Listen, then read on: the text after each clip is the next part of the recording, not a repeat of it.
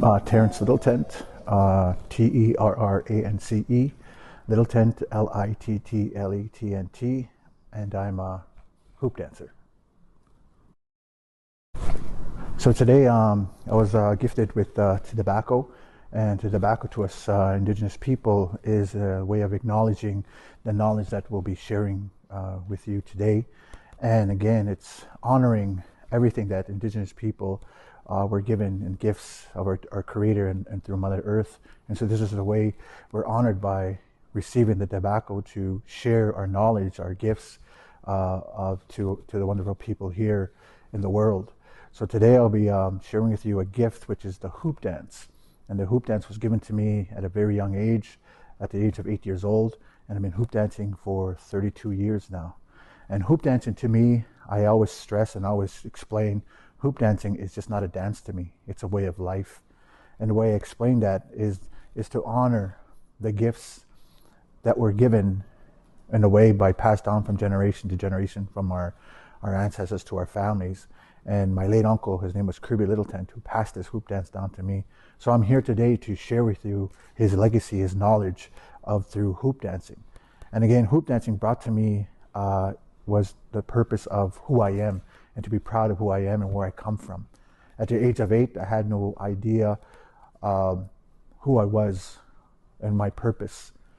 And again, when hoop dancing was given to me in the form of letting me know to be proud of who I am and where I come from. So hoop dancing brought me those back to my inner self and to carry on my traditional way of life. And so today I ask why I always say hoop dancing to me is not a dance, it's a way of life. And I was given these 5 basic teachings as a hoop dancer, was to listen, watch, learn, and respect. So each of these hoops represented a teaching that I had to learn every day and each day here on Mother Earth. To listen. The Creator gave us the gift of listening. Listening to the wonderful things in life. Listening to your parents, listening to your elders, listening to your teachers, your mentors. And again, listening to your heart. And again, the Creator didn't give us the listening skills for listening to other people talk bad about other people.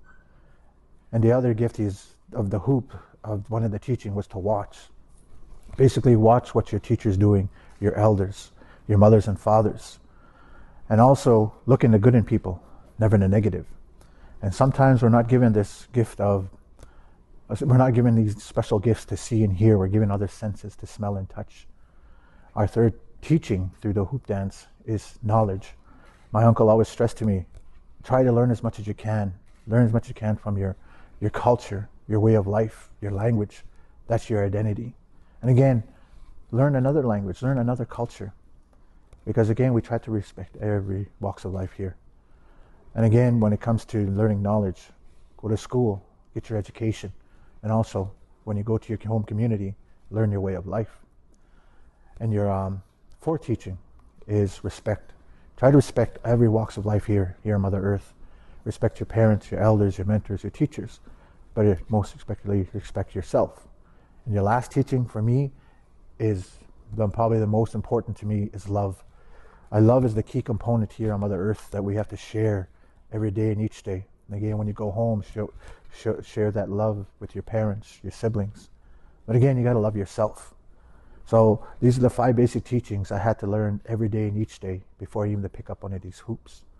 And so today, I'm able to travel throughout the world, educating our non-native people the way of life of our people. And to be proud of who I am, to be ambassador to my community and to my family.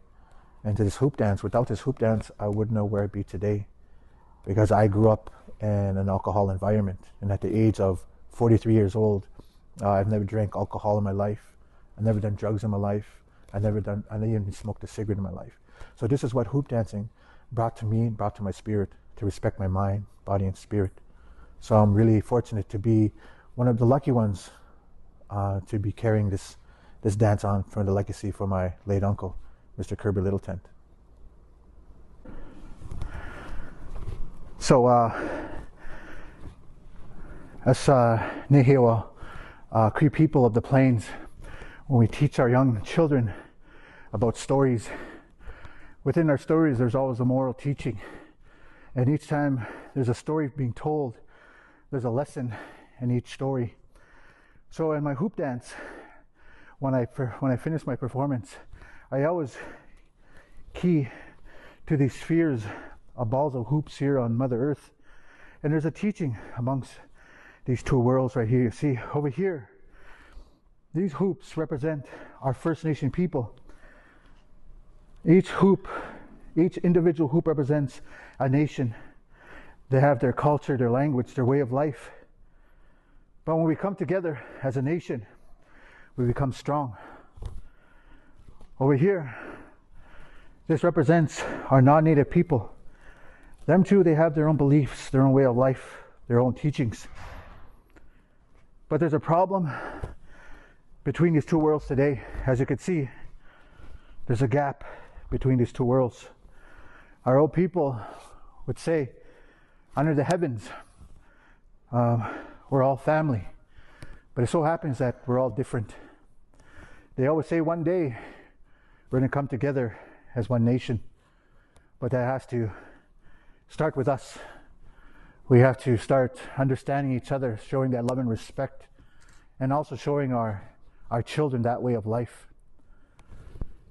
And so our old people say that we have to understand when we wake up in the morning, we give thanks for to see another day, the chance to renew our beliefs, renew our friendship, renew our past hurts of family members, bringing them to forgive. And that's something that we're struggling with today, is for that forgiveness and what we're going through right now.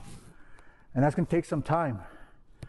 But we have to learn to adjust to ourselves, to love ourselves, in order for us to share that love amongst other people and other nations.